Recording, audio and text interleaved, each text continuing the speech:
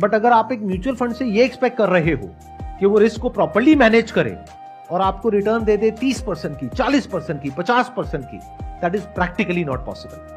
क्योंकि जो mutual funds होते हैं उसकी जो रिटर्न होती है वो इंडेक्स के आसपास होती है कि अगर निफ्टी की रिटर्न आ रही है 12% तो म्यूचुअल फंड ने दे दी 15%।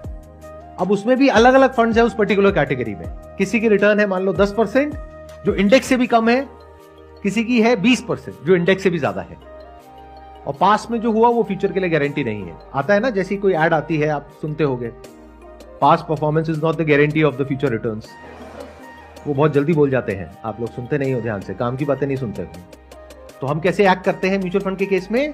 पास्ट में देखते हैं कि उसने कैसा परफॉर्म किया, उसके बेस पे डिसीजन लेते हैं कि ये फंड बेटर है और इन्वेस्ट करते हैं। तो इसका एक बहुत बड़ा प्लस है तो माइनस भी है। प्लस क्या है? रिस्क कम है। माइनस क्या है? रिटर्न्स लिमिटेड है।